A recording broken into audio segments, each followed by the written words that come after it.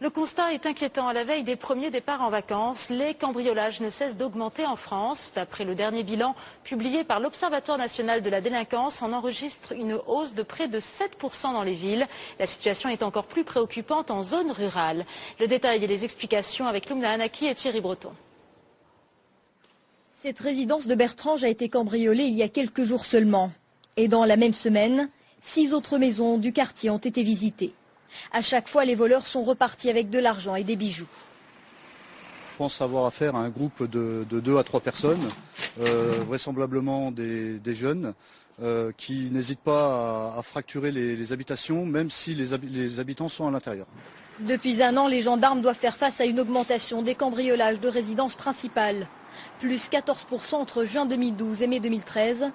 Une tendance constatée sur l'ensemble du territoire.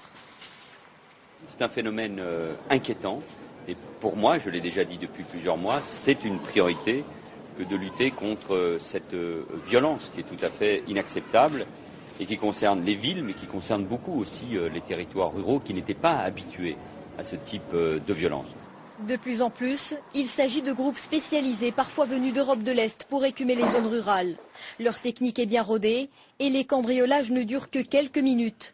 Leur cible, l'argent liquide, les bijoux, le matériel informatique et hi-fi, pour un préjudice moyen de 3 600 €. Aujourd'hui, le ministère de l'Intérieur rappelle que des cellules spécialisées ont été créées pour lutter contre ces cambriolages, un renforcement qui s'ajoute aux opérations Tranquillité Vacances déjà en place.